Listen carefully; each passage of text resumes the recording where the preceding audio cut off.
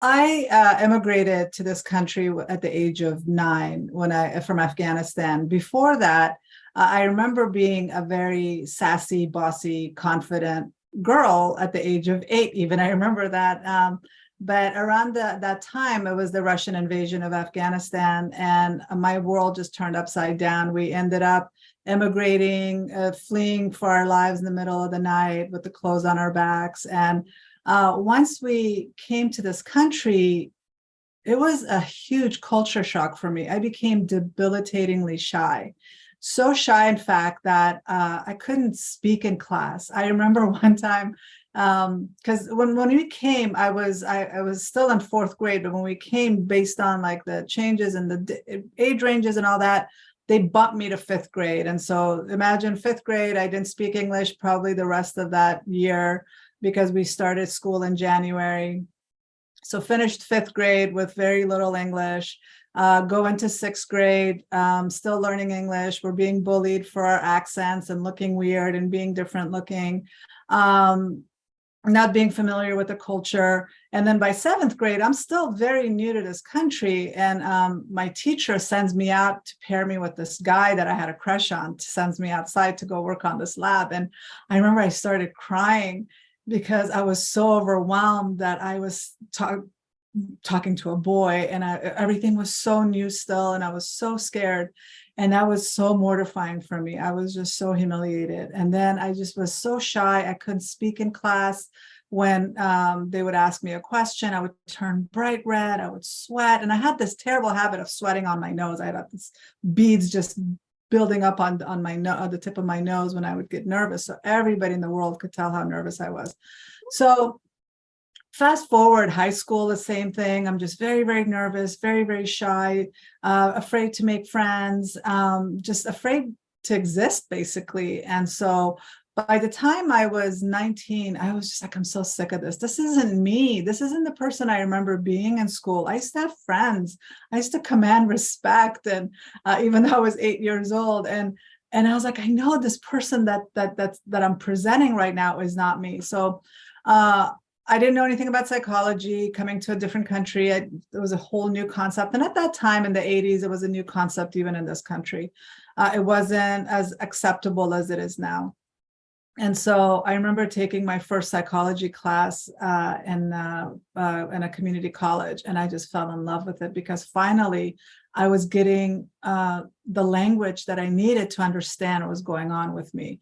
And then when I turned 19, I was like, oh my God, I'm going to be 20 next year. I don't want to continue to live in fear and be such a small person. So I started pushing myself and continued to take psychology, made that my major, pushed myself to say, okay, I'm really scared of speaking in front of people. So what's the best way that I can overcome this? And so I took a drama class, and my drama teacher had some kind words to say. It's like, you're not a great actress. You have good stage presence, but you're not a good actress. So basically, don't quit your day job. And so, but at the same time, I was so proud of myself for putting myself out there and actually acting on stage just so I can overcome this fear. I went rappelling off the side of the mountain. I was afraid of snakes. So I was like, okay, there's a boa constrictor. Let's put that around my neck so I can overcome my fear. Whatever the fear was that I felt like, okay, I need to overcome this so I can feel more confident. I just kept pushing myself and pushing myself. I read self-help books like they were going out of style. I mean, I was picking up all kinds of books just to kind of understand myself and make meaning of what was going on with me. Obviously, there was trauma involved from my history, and that was affecting me. There was just trying to integrate the two cultures, just being made fun of for being so proper as a college student. Like, oh my gosh, you're so proper with the way you speak. And because when you're learning a second language, you're going to enunciate everything. You're not using a lot of slang. And so being made fun of for even that. But over time, the more I kept growing, the more I kept pushing myself, the more I realized this is something I want to do. And because of my background and because of my understanding of dealing with anxieties, social anxiety, with OCD, being debilitatingly shy, dealing with trauma, all of that has really helped me understand my patients and my students and understand them at a level that goes beyond the textbook definition of these things. So much so that although I knew that I had a history of anxiety with my family and OCD, where my grandfather was famous for his OCD, I didn't really connect any of that to myself based on the definition of these things in the DSM-4 and the DSM-5, or just the DSM in general, which is the diagnosing manual for mental health professionals and psychiatrists and medical professionals. None of that fit me necessarily until I was able to see it in a way that went beyond the definition, because a lot of my family members, that nobody has been diagnosed with anxiety in my family. But you can see, once you know what anxiety can look like and how it can affect your life, you can see how it affects them, and you can see the patterns, and then you can identify that. And so when I looked at it that way, I was in my 30s, I'd just become a mom, and I became so terrified. As long as my daughter was in my belly and I had control, I was fine. But as soon as she was born, I was terrified of every bad thing happening to her, the catastrophization that happened in my mind, the personalization of everything, just being afraid of every little thing that could happen, the irrational thoughts and beliefs, the fears that started kicking in.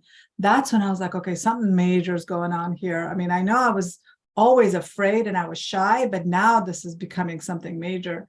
So when I started working on that, and I started acknowledging and recognizing, okay, this is OCD, this is anxiety, this is way more than just me being a little bit nervous or a little shy.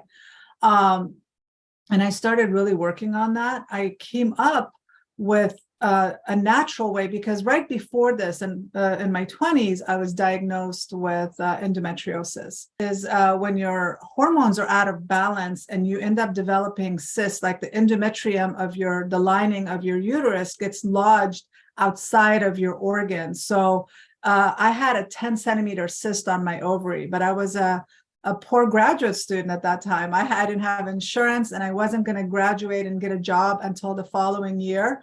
So I had 1 year of making sure that my cyst did not burst and damage my reproductive organs, because if they did, there's a high risk of infertility with people that have endometriosis, because the cyst bursts, it creates scar tissue, organs end up binding together. It's just a terrible thing.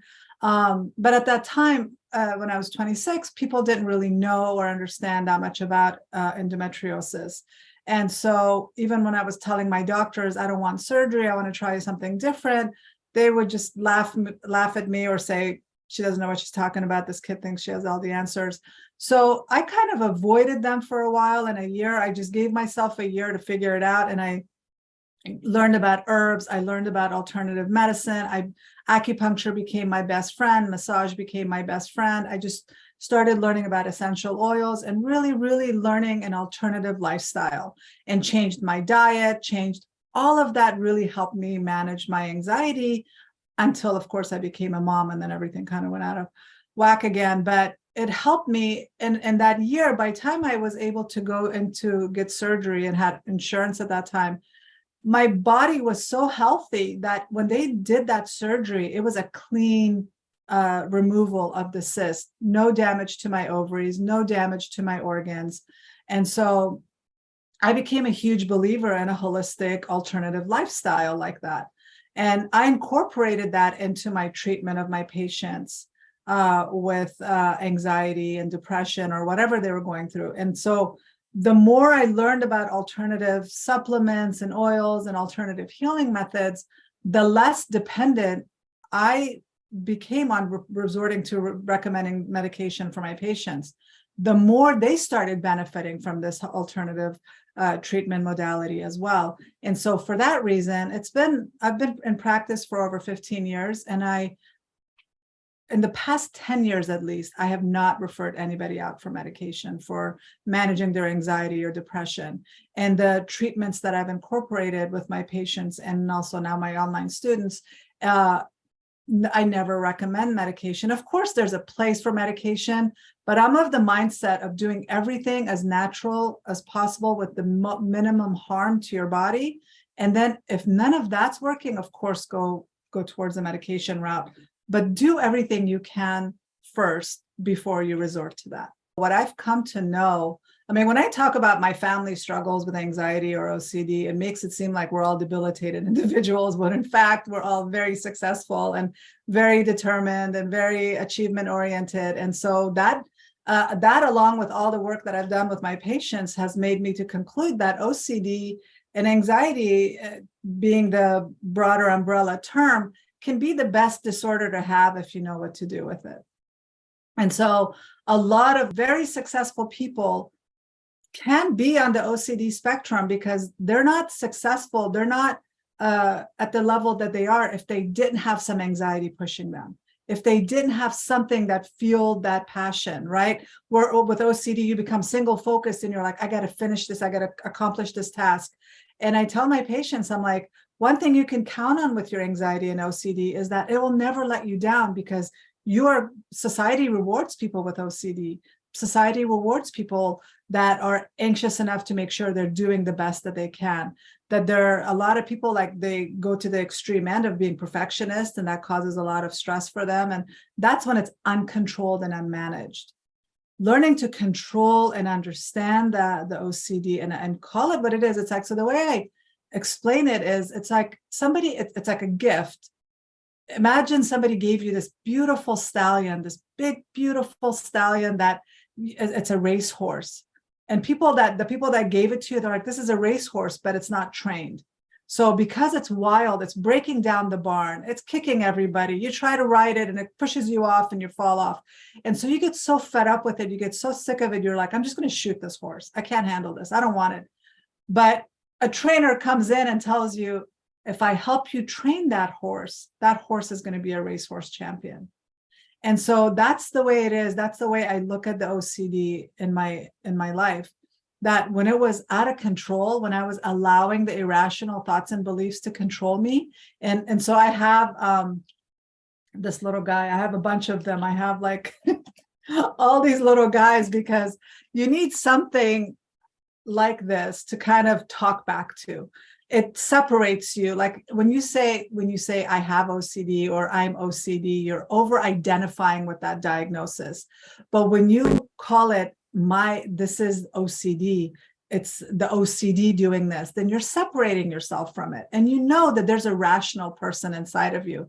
Because one thing I started noticing is my brain would get really, really stuck. And I would be so obsessive and so irrational and so ridiculous and overreactive about something. And then when I was calm, I was like, why did I react like that? That was so unnecessary. And so I realized that when my brain is getting stuck, I'm getting tunnel vision, and I'm only seeing the bad or the catastrophe or the negative in the situation, or only the problem, and I'm not seeing the solution, because I'm looking at everything through a tunnel vision, right? But when my brain is balanced and the chemicals are balanced and I'm feeling balanced, then I can expand that vision, and then I can see the problem. So with a lot of people with OCD and anxiety, they have very black and white thinking during a crisis, right? It's either all good or all bad. So if something goes wrong, it's like, oh, that's it. Or that imposter syndrome that a lot of successful people have. I'm just not good enough. Who am I to do this? And so that's this guy talking. It's so important for these people that are very successful and very driven to understand when he's speaking, because when he's speaking, it's irrational, it's loud, it's fear-based, it's like Chicken Little. But when you have a knowing, it's in your gut, and that's your intuition, it's always calm, it's always certain, right? But when it's freaking out and it's like, oh my God, you can't do this, this is awful, and your heart rate's going up, that's this guy. And so the first thing I would say is to identify when this guy's talking and separate his language from yours. So when it's the catastrophes, the I can't do this, I'm not good enough, this is never going to work, that's this guy talking. So another way to look at it is to look at him as a toddler. So a lot of toddlers freak out over the dumbest things. They freak out because they don't like grass, or they don't like a certain color food that you're giving them.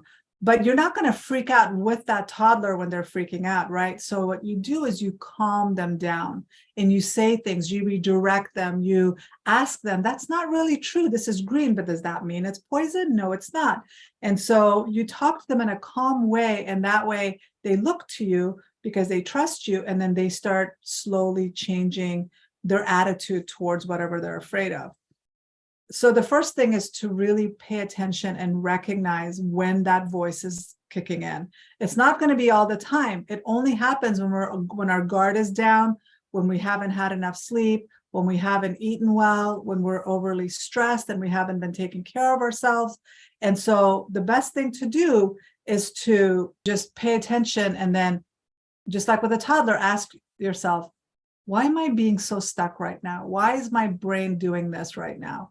And you can ask, is this because I didn't get enough sleep? Is it because I'm hungry? Being hangry is a thing where you haven't eaten and all of a sudden you're overreactive to things, right? So being hangry or being overreactive, like if I'm really stressed, I will get really upset over a red light. But when I'm calm and I'm at peace and I'm balanced, I'll welcome the red light and say, okay, this is my time, my chance to maybe take a deep breath or slow down a little bit.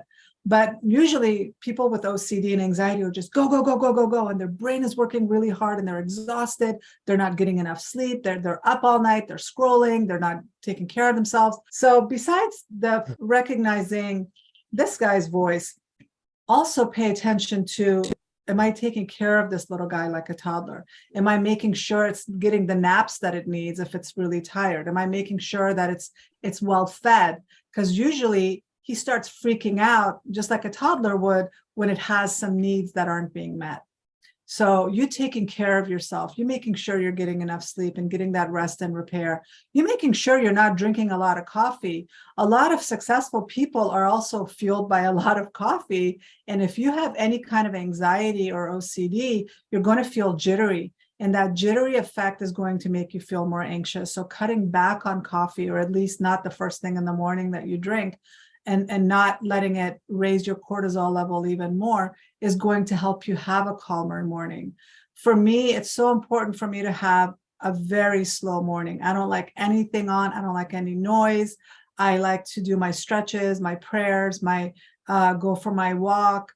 And then like maybe an hour, 2 hours later, I might check my email. I might watch a video or whatever.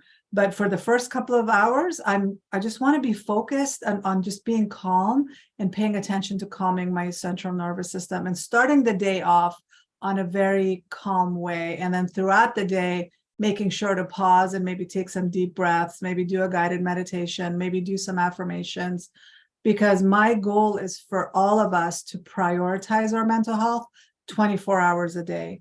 With the foods that we eat, with the way the things that we watch. We're not just passive consumers to violence or the news or negative news.